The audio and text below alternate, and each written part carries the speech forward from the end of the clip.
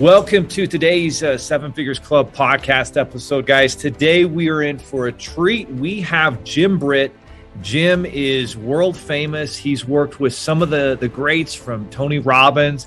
His business partner was Jim Rohn. And I just want to read a quick little excerpt about his bio. So Jim's background spans all levels of experience and application. In addition to the many businesses he's launched over the years, he started his career as a business partner, like I said, with the late, great Jim Rohn for almost 10 years. Tony Robbins worked under his direction for his first few years in the seminar business. Jim's worked with more than 300 corporations around the world as a performance coach, helping executives and their employees and field leaders improve performance, access their true potential, and he live lives filled with personal and professional advancement. Today, Jim presents seminars on personal achievement, entrepreneurship, small business success, network marketing, leadership, and all aspects of peak performance. He's also an amazing father of 6 sons. Is that right, Jim? That's right, 6 of them. Wow, pretty amazing. 6 sons, most of them entrepreneurial. And today, Jim has addressed thousands of audiences across the world, totaling well over 1.5 million people, all walks of life. He's made a tremendous impact. Jim, welcome to the show.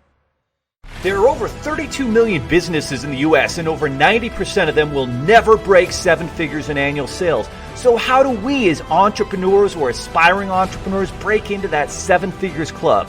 This podcast will relentlessly share the secrets, strategies, and tactics I've used to create 3 multi-7 figures businesses and bring in even more successful entrepreneurs than me to share their inspirational stories and tactics to success.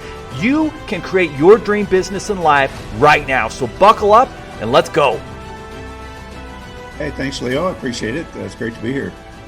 So we're excited to learn more from your journey, which has been a lifetime of entrepreneurship and making a massive impact on entrepreneurs, humanity, our country. But let's talk about, Jim Britt back when he was young and he was growing up. What was your childhood like, and what was Jim like in high school? Well, my childhood was, I would say we had a very loving family. I had a brother and 2 sisters. My mom and dad, I never saw them fight.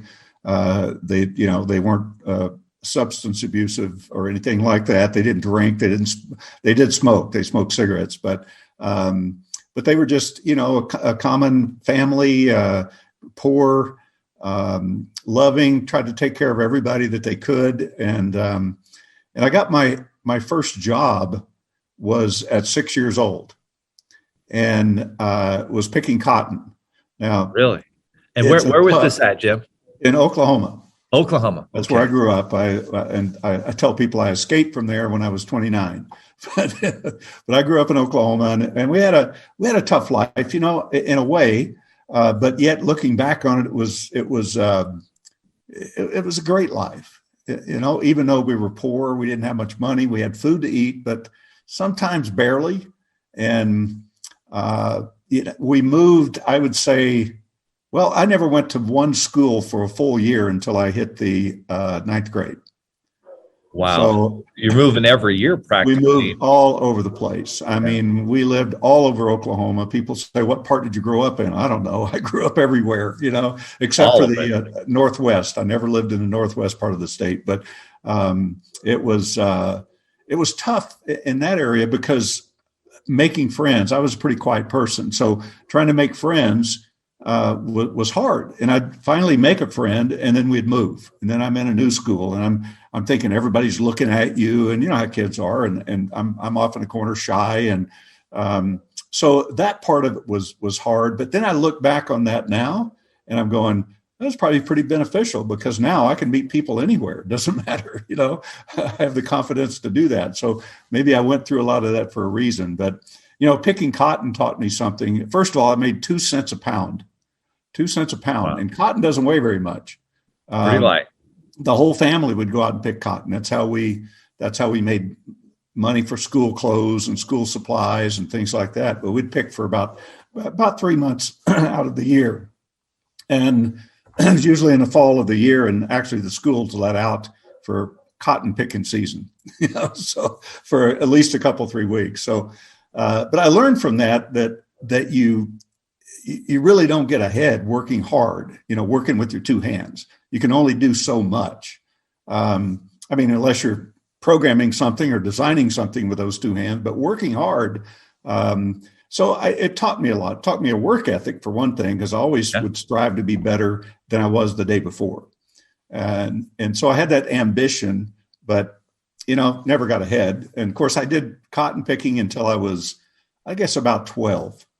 And then I dropped out of high school in the 10th grade. I was not a good student. Up until the 8th, I was pretty good. But after that, I don't know. I think I skipped more school than I went to. Some classes I just never went, and they never missed me. So I just didn't go. 10th grade, I dropped out about halfway through, and that was it. I got married at 18 on a Friday, and Monday I started my full-time job pumping gas. And so I worked there for about 2 years, and I made $1 an hour and worked 60 hours a week. Tough job, but yet I tried to be the best I knew how to be. And we survived on it. And that my dream job was working in the factory on the assembly line and up the road about 10 miles. And but I needed a high school diploma to work there. I took the general GED, I think they called it then, or the high school equivalency, took it twice, flunked it both times. So still wasn't. I've heard it's actually a really difficult test, and it's way easier sometimes to actually be in school. Yeah. I made like a 50% the first time and like a 59 the second time. So I didn't make it. So I thought, well, that's never going to happen. My dream job is, I'll never get it. And one day a guy comes in the station that's been in there a few times, and we got into a conversation. Turns out he was a supervisor. And he said, man, you should be working in the factory. And I told him, no diploma. And he said, I can pull some strings. He said, if you'll come in and take this kind of a dexterity test, can you put square pegs and square holes and that type of thing? He says, I'll get you on. Week later, man, I got my dream job. And so I worked working at the factory. Yeah. And it was $1.67 an hour. So I got a raise, but I only got to work 40 hours a week. So, I didn't financially didn't do any better. I just got to work inside and work 40 hours a week. And it was late one night. I was working the swing shift, and a guy comes by my area that I kind of knew casually. He's from another area, and he's spoken a few times. And he stopped and he said, "Hey, Britt," he said, "You going to work in this factory the rest of your life?" I'm going, "I don't know, man, maybe." And he said, "Well, come go to this meeting with me tomorrow night." He said, "Your night off." He said, "Come go to this meeting with me. I think it's something we can do to make some extra money." I said, "Well, what is it?" He said, "I don't know. They just told me to bring somebody with me." And I said, "Well, I'm not your guy." I said, "I'm not going if I don't know what it is." He said, "Come on, man." He said, "I'll buy the beer afterwards if you go." I said, "Well, what time is that meeting?" So I went for the beer, not for the meeting. But I sat through a life-changing event for me. It was about an hour long, and about halfway through, this fellow started talking about the amount of money you could make. And I sat up in my chair. Boy, the lights went on. And the more I watched it, I said, I can do this. I can do this. And I said, not only can I do it, but I'll get rich doing it. And I didn't know what rich was really, but more than I was making. But I saw people there that were making $8,000, $10,000, $15,000 a month back in, like 1970. I'm going, wow, that's a lot of money. I mean, I didn't make half that in a year. So at the end of the meeting, the guy says, well, you can start for $3, $300, or $4,000. And I had $3. Actually, I had $9 in the bank. That's all I had. And for some reason, I said, I'll do the $4,000. I didn't even know anybody that had $4,000. And so I told him I'll go to my bank and borrow the money. Well, my banker turned me down, and I threatened to move my $9 out of his bank into another bank, and didn't seem to bother him that much. But I went to another bank and filled out an application, and another bank and another bank. I exhausted the bank, started going to loan companies, these high interest rate loan companies. On number 23, which was the last one that I could find, that guy loaned me the money, and I got started.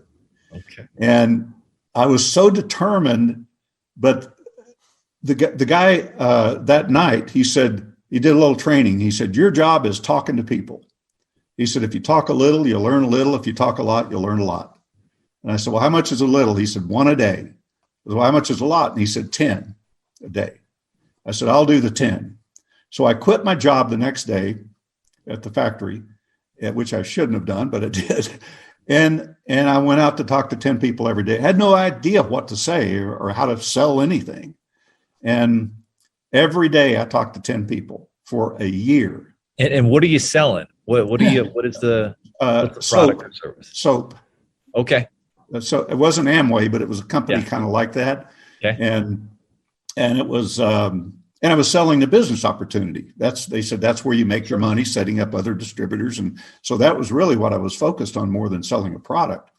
And so I went out there for a year. And at the end of the year, I had talked to 3,650 people minimum that all told me no. and I had lost my home. I had a notice on the door from the sheriff saying, you got to be out in 5 days. I'd lost both vehicles. I lost all of my furniture. My phone was disconnected. Everything was gone. I had a wife, a child, and 15 cents in my pocket. And the one thing I knew I wasn't going to do was quit. Now, I probably should have. There's probably 100 times during that year that I could have quit and should have quit, but I didn't. I just kept going. I started losing things and foreclosure, and I just kept going and kept going. I thought, it's got to happen sometime. and I kept hearing these other people making all the money, and I couldn't figure it out. So there was a knock at my door, and a fellow shows up from the company, and he said, I understand you're a hard worker and you're not making any money. We sat in my floor for 2 hours, and he taught me what I needed to be doing and what I was doing wrong. And the next month I made $2,600. The next month after that, $6,000. Then it went to over $12,000. And within 6 months, I was making $40,000 a month. And that was a lot of money. And this is the 70s. That's a lot of money. Yeah, a lot of money. And I took some of that money and invested in another business, not the same type of business, but another business. And by the end of my second year as an entrepreneur, I was a millionaire.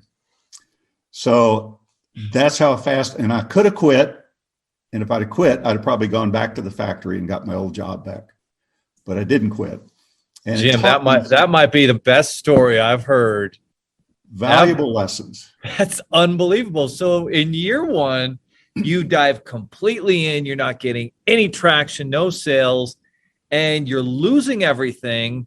You know, you've got a wife and a child to provide for, and then the key thing, this guy from the company comes and sits down. What does he tell you? What does he ask you? What changed after that sit down? So he says, well, tell me about what you're doing. So I told him, 3,650 people and how I track my numbers and all of that. And he said, well, obviously that's not working for you. And he said, let me ask you this. He said, how do you know if you have a viable prospect? I said, I guess if they buy from you. He said, no. He said, how do you know if they're even a potential to buy from you? I said, I don't know. He said, well, obviously you don't.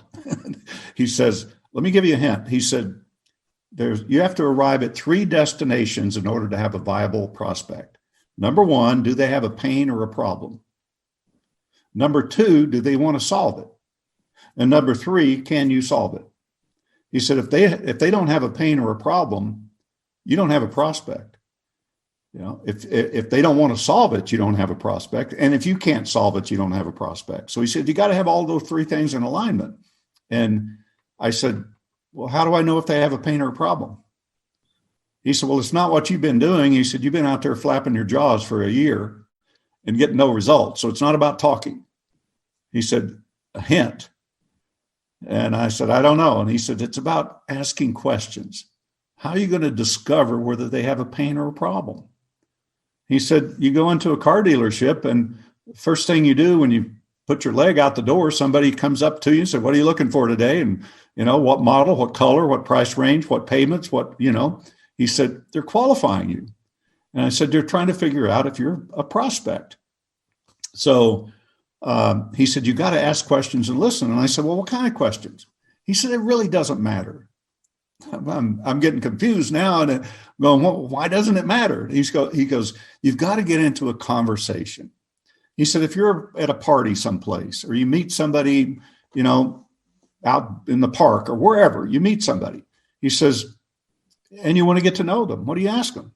Well, so I'm asking them, what kind of work do they do? Or, do you have a family? Do you have kids? Do you have, what do you do for fun? He said, yeah. I said, but how's that going to tell me anything? He said, you get into a conversation and you ask questions and listen, they're going to unload every problem they've got on you if you want to ask that many questions. And I said, okay, well, I'll try it. He said, but you got to listen. He said, that's the key. Ask the question and be in tune and listen. He said, then here's another thing for you. He said, if you live your life this way, you'll never lack for money. He said, every time you meet a person, always be thinking, what can I do to help this person? He said, not about selling them something. He said, if you're just, on an airplane and you meet somebody, he said, just be thinking, what can I do to help this person? He said, maybe you're giving them a referral, maybe whatever. And I've lived my life that way since. And it's the most beneficial thing. I've helped so many people not getting paid for it. Not selling something. I'm just looking for what can I do to help that person. And I'm always looking for that pain or problem that I can help solve. And if I can solve it, I'll solve it, whether I get paid for it or not.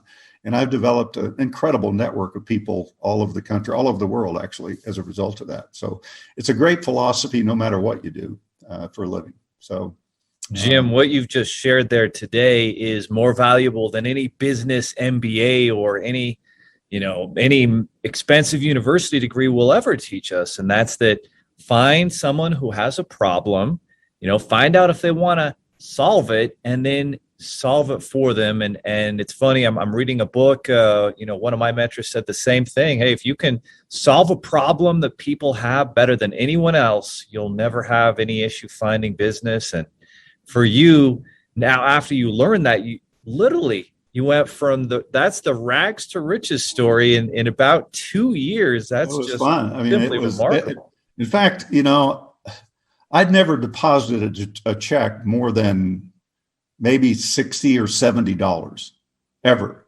And, with my weekly paycheck, $1.67 an hour, take out taxes. And, I didn't have much left. And I remember depositing the $2,600. And I was a little nervous about that. But when I went to $6,000, and I remember walking into the bank with almost a $40,000 check. And I'm going, are they going to think I stole this or what? Probably. It was going against my self-worth. At the time, I'm just going, 40,000, am I worth this? What are they going to think?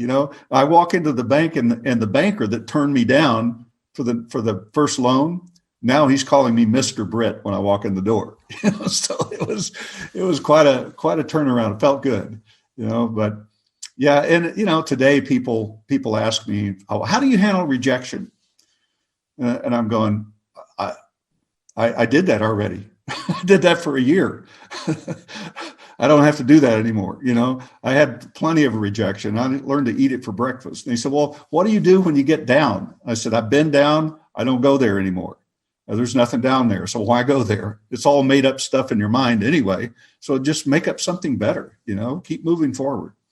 Jim, let me ask you something. So if you had not gotten the $4,000, up the top level, top tier package, and you'd gotten the $300 or the $3 one, do you think you would have, do you think you'd be where you're at right now? I don't think so, because it would have been easy for the $3 package, but there was no money in it. You really didn't make any money. And in the $300 package, maybe you could make $200-300 a month, maybe. And that didn't interest me because I was already doing that. So it just, in fact, the fellow doing the meeting, as that $4,000 package, he wrote the figure $2,000 a month up on the board. And that's when I really set up and thought, $2,000 a month, man, this would be, I could get a new home. I could do that. All this stuff going through my mind. And I just committed myself right then. And I've learned something over the years, not only from my own experience, I've learned from other people's experiences as well. And, a lot of the people that I hang around with, the top speakers and people like that. But I interviewed 12 mega millionaires and 1 billionaire. They all were worth over 200 million, and they had to have started with nothing, and they were all in different industries. And I took a camera crew around the country and interviewed these people. And it was fascinating. About the second or third interview, I'm going, this sounds familiar. It's almost like they have the same traits. And sure enough, pretty much every one of them had a different way of saying it, but they had the same traits almost exactly. Let's define those. What are those values and principles and traits that these amazingly successful people had? Well, I looked at myself and figured out that I had those as well. So number one, you have to have a desire to change. That's first and foremost. And there's some people that don't have a desire to do anything. They just want to, live their life and get by. But if you stood on a street corner in any city in this country or any place around the world and asked people if they'd like to make more money, and if you asked 1,000 people, you'd probably get 1,000 yeses, from the homeless person on the street to a corporate executive making $1 million a year. You'd probably get a yes, I want to make more money. But the reality is very few do. Very few break out of that, I don't know what you call it, a getting by mentality. You get a job, you make a living, you adjust your lifestyle to that paycheck, and then you get a raise in pay and you up your lifestyle just a little bit. And so we're always just living paycheck to paycheck, basically, or a little bit behind and big debt and that type of thing. So if they have a desire, that it starts there. And I always had that burning desire from the time I was 6 years old.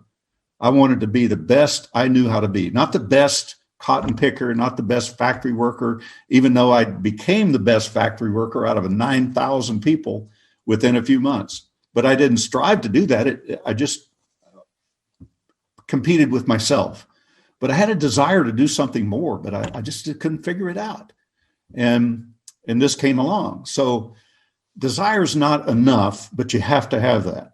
And the second thing is, which is so critical, is you've got to be willing to make a firm decision that doesn't allow for anything less than that. Not how to get there. Let's talk financially. Let's say somebody makes a decision, they want to be a millionaire. They want to have $1 million cash liquid in the bank. Most people will go looking for the opportunity before they make the decision. But that's a faulty approach, because when you make a decision to have something, when I sat there that night, I said, I'm going to get rich doing this. Now, I didn't know what rich was, but I knew it was a lot more money than I had and than I was earning. So once you make a decision to do something, your view of the world changes. And the view that the world has of you changes. So when you think about that, if I didn't want to make $1 million, I wouldn't see the opportunity. I wouldn't even look for the opportunities. Why would I? Why would I open my mind to an opportunity to make $1 million in the next year? So, but if you decide to do it, now your mindset has changed and it determines how you show up. And, if you go out to raise money, people for a business, the investors buy you first before they buy anything else. If they don't buy you, then, if you don't have the right mindset and they don't feel good about you, they're not going to put the money in, even if it's the best product ever. So you gotta make that decision. And that applies in any area of your life. It could be finances, it could be health, it could be losing weight, if you're going to do it, we live in a black and white world. We don't live in a gray world. And every action you take once you've decided to do something is going to move you toward that or away from it. It's that simple. You want to lose weight, but yet you want to stop at McDonald's or some fast food place and have lunch. It doesn't work. So a lot of people make decisions. If that was a decision, that circle, most people make decisions with a little opening at the top. And that's their escape route. That's their excuse as to why it didn't work. But you gotta close that gap, man. And it's got to be firm. And that's what I learned from my first business. But I see it in all of these people. They make decisions and they go for it. And as soon as they make the decision, they take action. They don't wait. They don't wait to get everything in order. They don't wait. Now, some things you got to get in order, but there's also actions you can take now that will advance you toward that objective.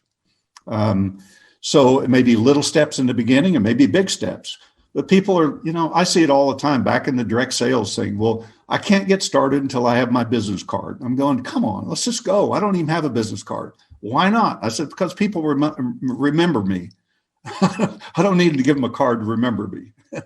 And that's the way it works. You've got to make the decision. You got to have the decision, take action on a daily basis. And I saw people back then, they'd go out and talk to 8 or 10 people and business doesn't work. They quit. Well, let me ask you, if you invested $200,000, $300,000, $400,000 into a business and 8 people came in your store and didn't buy, would you quit?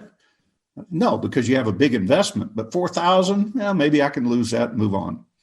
Or 300 for sure. I'll talk to 2 people if it doesn't work. I haven't lost that much. So you've got to take action on a daily basis that moves you in the direction you want to go.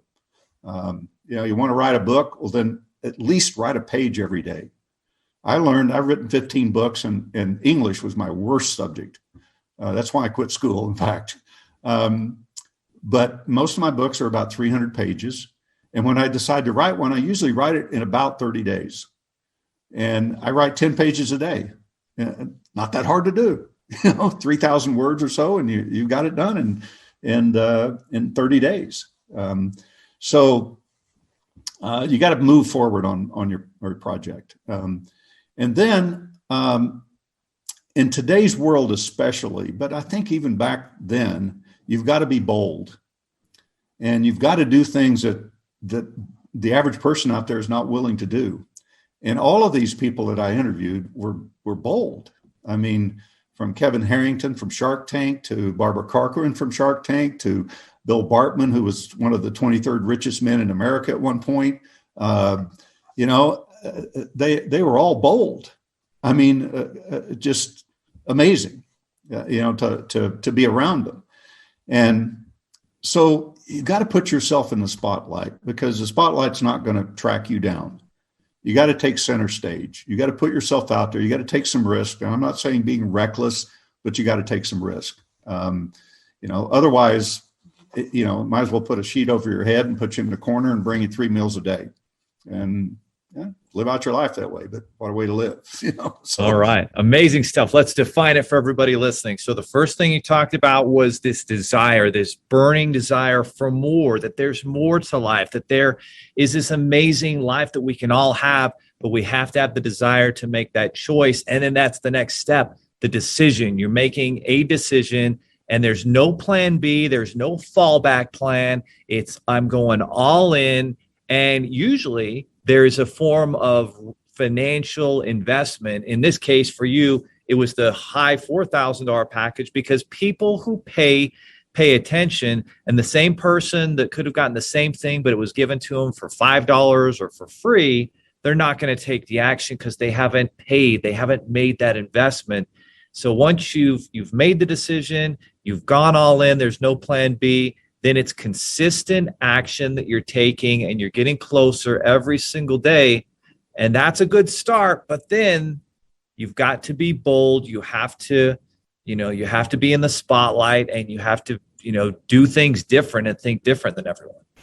Exactly it. I mean, and the amount that you invest in something, or the commitment you have toward it, it varies sometimes. Because I met a woman one time that started in a direct sales company, and she borrowed $50, and she said, no, she didn't. She talked somebody into buying a $50 product from her, and the minimum to start was $50. So she got the product, bought the product, and then sold it, and got her $50 back, and then invested in the company with her $50. And then when she would sell another package, she would save that money, sell another, save that money. Pretty soon she put in more money, came to a higher level, and she ended up a multimillionaire, starting with $50 and that she borrowed. So, you could do that, but not too many people will go to that extreme. They want it faster than that. But she had the vision, and I've seen multiple. I saw an 80-year-old grandmother that was living in her car, completely broke. And 6 months later, she's making like 20 grand a month. And and I saw her on stage earlier, and she was shaking like this with the microphone. And 6 months later, man, she's commanding an audience of 1,000 people, just pacing back and forth on the stage and saying, "You think you can't do this? Let me tell you my story." So there's people like that, but you got to have that kind of passion to an intention to do it. And I was asked on a panel a few years back, what's one thing that you've learned that's been the most beneficial to you in your career? And without any hesitation, I said, the ability to let go. And I said, well, let go of what? And I said, let go of failure, let go of trying to control things you can't control. I said, people burn up all of their energy, focus on what didn't work. The way I met Kevin Harrington, I produced an infomercial, and Kevin was the infomercial king. He actually invented the television infomercial. As seen on TV. Yeah. So as seen on TV, you're right. So I produced this infomercial. Well, Kevin called me. I'd never met him before. He called me up and he said, and this is Kevin Harrington. He said, I'm in the infomercial business. I didn't know who he was. And he said, I just saw your show this morning. He said, what an incredibly professional looking, one of the best shows I've ever seen. He said, just incredible. Congratulations. I went, wow. That was, and when I found out who he was, I'm going, wow, that's pretty good. Because I produced it myself. And he's the one in the business. I'm not in the business. But the ability to let go is something I learned with that one too, because I ran that show one day, and I ran it in like 50 stations, and it didn't work. It didn't pull. And so I made a couple of tweaks, spent another $50,000. And I'd spent almost $1 million putting this thing together. And I made those tweaks, put it back out there, tested it again, still didn't work. And I thought, okay, well, I just spent $1 million. And so I can either feel sorry for myself, or I can just move on and do something else. I mean, nothing I can do about it. I could keep throwing $50,000 at it, trying to retest it, but I didn't. And I figured, well, I got some good video footage out of it. And, that was it. So, letting go is not hard. And people think it is. Sometimes it's harder, but we make it harder because we think we're hanging on to something that it protects us from something else, from that happening again. We hang on to that failure that we had, that protects us from it ever happening again. Because I don't want to forget that. But letting go to me is like, if I'm carrying this pen in my hand, do I have to carry it in my hand for the rest of my life? No, I can lay it down.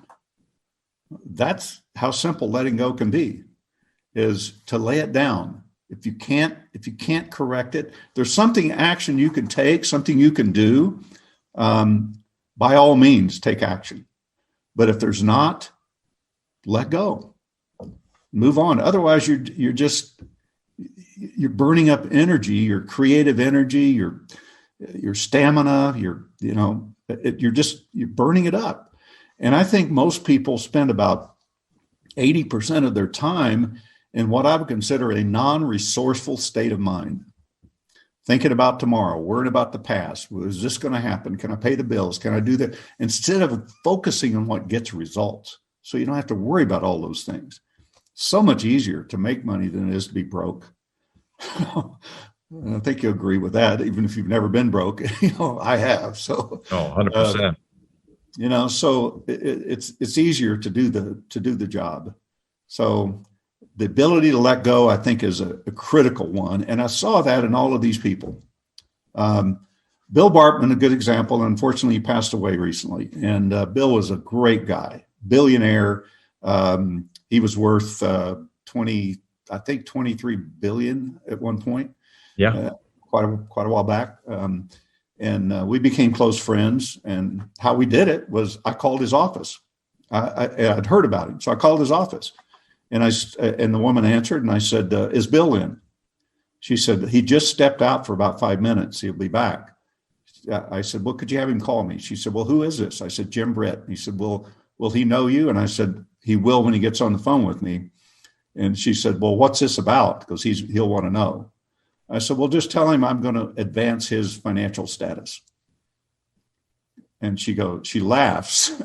And she said, okay, I'll tell him. I said, okay, here's my number. 5 minutes, he calls me. And we get in a great conversation, probably talked for an hour. And later I interviewed him. And I asked him, I said, Bill, why did you agree for me to interview you? He said, well, because you asked. And I said, why did you take my phone call? He said, curiosity got me. He said, I kind of liked your approach. So we became great friends after that. But you got to do things that are a little bit bold. I mean, what if he'd said, no, I don't want to call him back. I haven't lost anything. So why not? So that's, life can be so much easier and business can be so much easier if we don't complicate it and live in the past or the future. No question. And so then throughout your career, you were able to do some pretty amazing things. You got involved in the seminar industry after it seems like direct selling there and network marketing. And in the seminar industry, you partnered up with Jim Rohn. You were actually mentoring and coaching Tony Robbins at one point. Right. What was the start like in that seminar industry, and what were the results that you guys were helping people to get with that seminar industry? And obviously a lot of different things there. A lot, yeah. But how it all came about, Jim Rohn, the company, the direct sales company I was involved in, Jim Rohn was a trainer there. And he wasn't known. Nobody knew him except within that company. And we became friends. And 2 years later, that company closed their doors in the U.S. And we didn't have cell phones or anything like that. So I moved, Jim moved, and we lost touch with each other. We didn't pass on new phone numbers or anything. And so I was like, God, I'd really like to connect with Jim Rohn again. I mean, I didn't know what he was doing. I didn't think about let's go in business together or anything like that. So I flew to Arizona and Phoenix, looking at some property. I was going to do some building and a warehouse building. And I walked into a little coffee shop one morning to have breakfast. There sat Jim Rohn. and what I didn't realize that he had a place in Phoenix, and he was building a bunch of houses. And I'm going, wow, I come to Phoenix to buy property to do some building, And so we sat down and had breakfast together. And he said, why don't you join me in business? I said, doing what? He said, promoting my seminars. And I said, well, how does that work? He said, well, we'll sell tickets for $15. And, we'll rent a room. He said, I'll pay for the room rental. I'll make sure I'm here, and I'll do the seminar. You go out and sell the tickets, and we'll split the money. So I thought, even if I sell 1,000 tickets, I only make $7,500. And I thought, well, I really love Jim Rohn, so I like what he's doing. And I thought, I'll do one. So I'm surprised he even partnered up with me after this, but he rented a room for 400 people. That's what I told him I could put in the room. And I went out and I had about 450 people that said, yes, I'll be there. But what I didn't know is I didn't know I needed to collect the money up front. I thought they'll just pay at the door. Well, Jim comes down from his room at about 7:25 and the seminar starts at 7:30. There's like 4 people in the room. And by 7:30, we have 14 people. And one of those people, 2 of them actually, one was a friend of mine. One was Tom Hopkins, the sales trainer. Really? Okay. Yeah. And one was my best friend who managed Tom Hopkins. So they both came. And Jim gets up and does, I think, the best seminar I've ever heard him do, to 14 people in a room that would seat 400. And they're scattered all over the place. I'm just going, wow, how can he do that? It just impressed me. And so I'm standing at the door. I feel about this high. And Tom Hopkins walks out, and I knew Tom pretty well. And he walks out and he stops. He said, Jimmy, he said, that was one of the best seminars I've ever heard in my entire life. He said, but you need more people. And walks on. I'm going, oh my God. It's like stick the knife in and turn it. And so Jim and I got together afterwards for a glass of wine. And I said, Jim, give me another chance. I said, I guarantee you I'll have 1,000 people in the room. I said, but this time I'm collecting the money up front. And sure enough, I did. I had capacity for the ballroom, so it was about 1,000 people. And then a few months later, I decided to move to Southern California and open up that area. And so I started hiring salespeople. Jim didn't know this. He said, all I want is $750 per ticket. Okay. So I raised the price of the ticket to $35. And I was paying Jim $750, and then I was paying my salespeople. But I pay them like $15 to sell the ticket, and I got what's left. And then I decided to raise it to $60, and I paid like $30 to get it sold, or $25, something like that.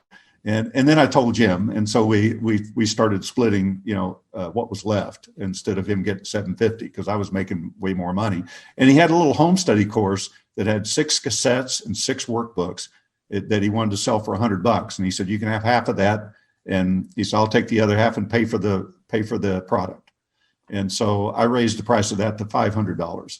And we split that as well. But then we ended up doing leadership seminars and that type of thing that we sold for, I think we sold for about $1,000, and did those up at a ranch in Northern California, but just built a business around it. And in Orange County, California, we had about 1,000 people a week going through events for at least 5 years. I mean, I think we had, at one point we counted, we had 1/8 of the population attended our events in Orange County. Okay. So it was, and people would buy, we had round tables and people would buy a whole table. And we had one family that bought it every single month. Once a month, they bought that table and the whole family came. And we just saw people transforming, and Jim just had a way of presenting what he had, and very simple stuff, nothing complicated. And what were some of the problems that you were solving for people? What were the solutions that you guys were presenting them at that time that was just, because clearly it was unique. Clearly it was something that was different that not a lot of people were doing at that time. Yeah. I was the first person ever to sell a ticket to a live event, a live seminar. And it's took off from there over the years, but, it was a lot of different things. Jim had he had little sayings that he did, little stories that he told. And I remember walking into a real estate office one time, and I met with this woman, and I went into her office, the broker, and she had a sign behind her desk. And I'd sold her the ticket to the seminar. And she said, I just want to thank you. And I said, for what? She said, convincing me to go to that seminar. And the little saying she had on a plaque, a nice framed saying, was, you will endure one of two pains in life, the pain of discipline or the pain of regret. And discipline weighs ounces, regret weighs tons. And she said, that's really what I got from the seminar. Just that. Another woman who was also in real estate, as I went in and sold tickets to the group in an office, and this woman, she said, I really want to go, but I don't have the money. I said, so you don't have, $60? No, I don't have the money.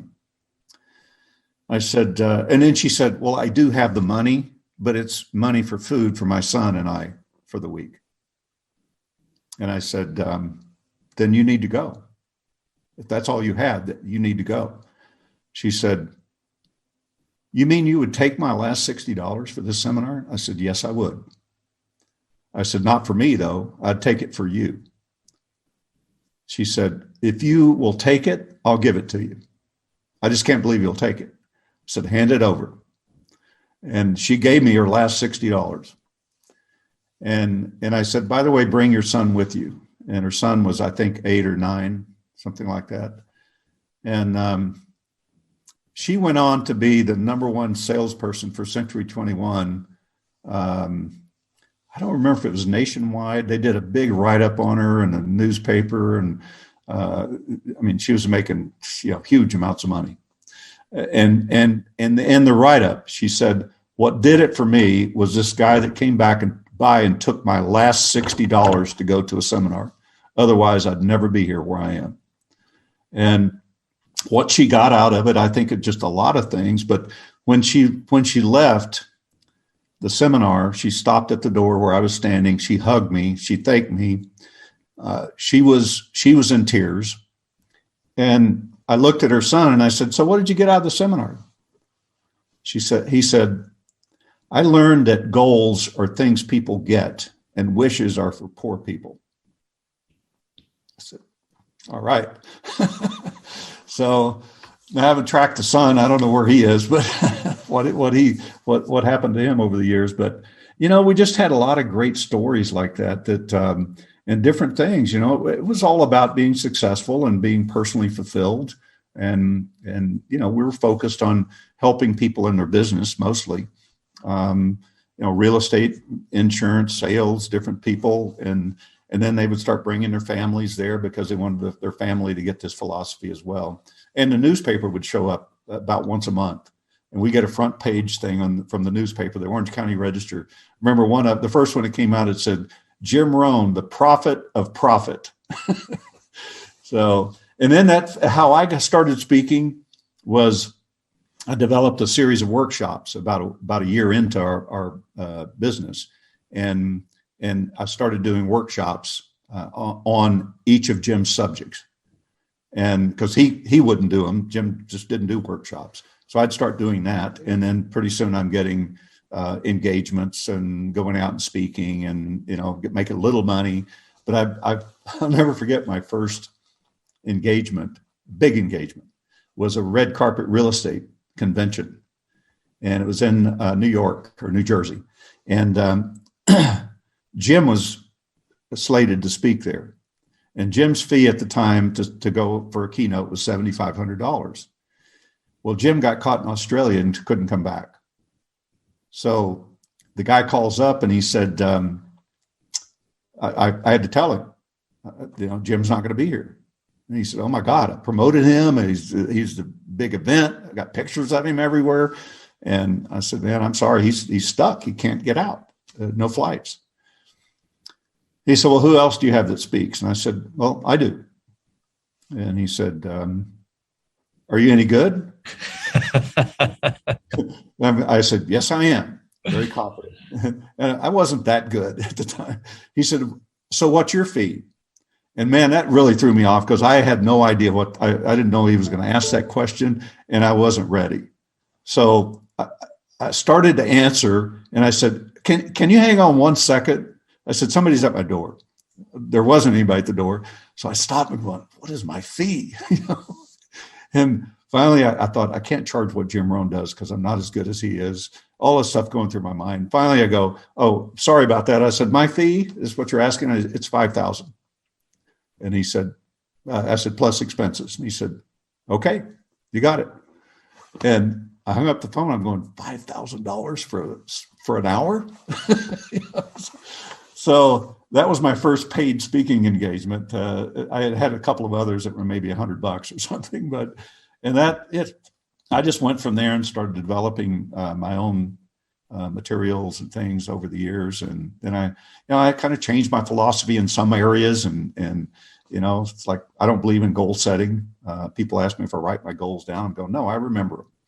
I don't have to write them down. And, do I know what I'm going to do 5 years from now? I have no clue.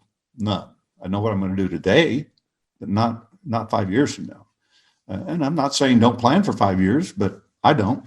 I just let it evolve as we go day to day. And it always does. It evolves. And what you thought you'd be doing 3 years from now is completely different next month. And you're already on a different trajectory. And without that decision that you're making, goal setting doesn't work anyway. See, the decision is the foundation. The goals are the incremental steps to get there. And people have that turned around. They create their vision boards and they say, this is all of my goals. Well, where's the foundation? Where's the decision to have those? Because I tried those things too. I had vision boards. I had stuff written on paper on my ceiling when I would wake up in the morning, some positive things, or here's what I'm going to accomplish, or a picture of a boat or a new car or whatever. And they were everywhere. They were on my mirrors. They were everywhere, and never worked for me. So finally, I just kind of went day to day. So that's just me. And so it doesn't win mean in the day. So, And then in those early years too, you had someone who was working with you and Jim, and that was Tony Robbins. Yeah. So how did that happen? And well, Tony, somebody sold him a ticket to the seminar, one of our salespeople. And so Tony attended and just got blown away with it. He was 18. Actually, he was 17. And then he came to get interviewed. He wanted to go to work for us. And I said, well, man, you're 17 years old. I can't hire you. So he comes back on his 18th birthday. And he said, now I'm 18 now. Can I go to work? It had only been a couple months or something. And he kept coming to the seminars too. He would hang out at the seminars. And so I said, well, before you go to work, I said, you gotta go to all of our programs. I said, you gotta buy the home study course. You got to go to the leadership retreat. He said, well, how much is all of that? And I said, total of $1,080. He said, I don't have $1,080. I said, well, come back when you do. And I just passed him off. I mean, he was kind of he was 6'7", and I'm 6'4". So I'm looking up to this kid, but he was kind of sloppy dressed, a little bit overweight. And, I think he had white socks on with his slacks, and, just like a guy used to know, he'd take two different colors of socks and put them on. He didn't care. Tony wasn't quite that bad, but I thought, this kid, he's never going to do anything, So the next morning he comes in with $1,080 and drops it on my desk. He said, now can I go to, I said, well, as soon as you get the course and as soon as you go through the leadership. So he did all of that, and he came back and went to work. And he was number one. I had 300 salespeople. He was number one his second month out of 300. His second month. Wow. I mean, he was an animal, and he kind of walked a little bit hunched over, and I said, straighten up and wear, we got to dress you. You got to have a suit, because back then everybody wore a suit and tie and 3-piece suits and stuff. And I sent him over to my tailor, Benny, and I called Benny in advance, and I said, there's this great big guy coming over. And I said, whatever he wants to look like. I said, here's what I want him to look like when he leaves. So, Tony dressed himself up, and man, he went out there and tore it up. And then he broke out on his own, and he had to come back to me for a little coaching on some things he was doing because he was broke again, trying to do it on his own. And then he caught some breaks, man. I mean, he, the Walking on Fire was one. And then the television infomercial, that infomercial, my understanding, ran for 8 years, every 5 minutes, someplace in the world. So it's a lot of exposure, man. It is. Did he ever tell you where he got the 1,080? Oh, he went to the bank and borrowed it. Oh, just like you. The bank to borrow it. I mean, at 18 years old, this kid, I mean, that taught me that he could sell, because I mean, what banker is going to give you, money like that? And back then it was quite a bit of money. I mean, $1,000. And it was funny. I was up in Montreal doing a seminar years back, and somebody said, "Did you know Tony Robbins is doing a seminar in the hotel next door?" I said, "No." So I'll go over there and have a chat with him. So I said, "Yeah, he's in his third day," and I was just winding mine up, and mine was a 2-day. I had about 500 people. He had about 2,000. And so I went over there, and the room was empty. They were on break or lunch. And I caught somebody at the door, and I said, I want to see Tony. Is he here? He said, "Well, do you have a ticket?" And I said, "No, I'm just a friend of his." He said, "Yeah, everybody's a friend of Tony's." I said, "No, I'll tell Tony I'm here. I want to talk to him." So we go way back, and he said, "Yeah, right." He said, "No, you can't come in." And so about that time, Tony's dad walks by the door, and he goes, "Jim, Britt, come on in." So I go in, and Tony's just coming back in from lunch backstage. And so I went back, we talked for a little bit, and he said, "Go out and have a seat. Go get one of the front row seats out here." He said, "Listen for a while." I said, "Okay." So I go out and sit down, and I figured I'd stay for a couple of hours. And he gets up and tells a story about how he got started. And when he gets to the part where the guy said $1,080, and he says, and how he went out and got it. And he said, "Now, some of you may not believe that story, but," he said, "the guy that took my $1,080 is right here on the front row. Stand up." So at the next break, I've got this huge crowd around me, mostly wanted to know, what was it like working with Tony back then? It was pretty funny. But anyway, we're still in touch today. He's a great guy. Yeah, he definitely is. I remember we had the chance to sponsor ClickFunnels live event that Russell Brunson does, and Tony was one of the sponsors with us and the keynote speaker, and it was phenomenal, being listening to him and message. So Jim, what an amazing life. And then along the way, you had 6 boys. And from what I understand, they've been very successful and entrepreneurial. And for a lot of us with kids, we'd love to dream someday that our children become entrepreneurial, that they are successful and happy. What were some of the keys to success in being such a great dad? Well, I think it's more about who you are versus what you say. They observe you. I had all 4 of my kids, or my last 4 that are entrepreneurs, together one time years back, and I said, "Yeah, have you guys ever thought about just getting a job?" And all of them looked at me like, "What?" And one of them go, "Dad," he said, "you've never had a job?" And I said, "Yeah, I did." I said, "I had a job once, a couple times." And he said, "Not since we've known you." He said, and the other one says, "I'm never working for the man." He said, "I'm gonna work for myself." And, so they were shocked, but I just set the example, that, I'm doing things I love doing. They see me doing it. They listen in on some of the things I do. And then once a week, as my wife homeschooled our children, once a week, I did a class in entrepreneurship. And I made it simple because, I could never have homeschooled them myself, but I do know entrepreneurship. And so I'd take a topic, like integrity or building your network of contacts was one of them. And I remember my 12-year-old at the time, he was the youngest. And So I said, you've got to build your network. And I explained what that was. And he said, so Dad, how big is your network? He wanted to challenge me.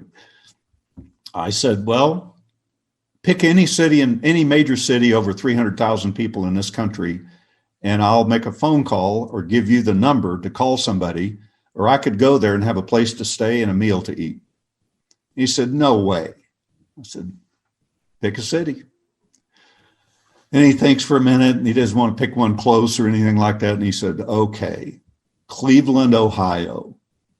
And I said, oh, John and Joel Batante are just really close friends of mine. They both worked for me back when I was with Jim Rohn, and we've maintained contact. They're very successful. They're, John loves to play golf. In fact, I talked to him 3 days ago, caught him on the golf course, and he said, okay, well, let me think about another city. And he said, New Jersey, he said New York, just New York. And I named off like 5 or 6 people real quickly in New York. But every city there may have been some that I didn't have a contact in, but every city he picked, I had somebody. And then he challenged me and he said, where's the phone number? And back then I had an address book and I had everything in the address book, and I pull it out and go, here it is right here. God, he said, how did you do that? I said, well, you get to know people and you help them along the way.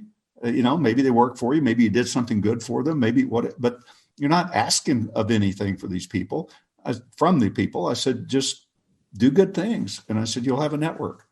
And, so I took topics like that and I would talk about, what's the value of integrity? It's the foundation. It should be anyway, the foundation for any business, because integrity builds trust. And whether it's a relationship personally or relationship in business, if you have integrity, people trust you. If they trust you, they'll be open to you. If they're open to you, they'll bond with you. And if they bond with you, you've got a relationship. Absolutely. If you look at your own personal relationship, husband, wife, whatever, a significant other, that's what happened. Unless somebody oversold you on something, and that can happen too, but yeah. No question. Well, Jim, this has been an amazing podcast episode. It's probably going to be our favorite one of all time. The stories, the experiences. How can the audience connect with Jim Britt, and how can they potentially work with you or, get some of your courses or learn just the mountain of information, knowledge, and success that you've achieved? Well, you can go to jimbritt.com. That's BRITT, jimbritt.com. And I've got a lot of different courses and things on there. But one of the online courses I just created a few months back, getting great results, already got great testimonies on it. It's called Cracking the Rich Code. And you can go to crackingtherichcode.com. And basically it's designed, it's a 4-month course. You get messages every single day and bigger messages every week and videos and different things that you do during that 4 months. And it's designed to change your relationship to money, your subconscious programming and your relationship to money. And then I have a program I'm doing with Kevin Harrington from Shark Tank. And it's a book series, plus I'd say it's a PR, marketing, branding, and lead generation for coaches, speakers, and entrepreneurs. And it's a chance to have a chapter in a book with us that Tony Robbins endorsed, and have your picture on the cover of the book. So it's a great credibility thing for people starting up, or if they need a boost in their business. It's a great book. The first 5 have gotten #1 international best-selling status, and we're filling up #6 right now. So if you're interested in that, just email me at support@jimbritt.com. Guys, Jim Britt, JimBritt.com. It's right there. Jim Britt Coaching as well.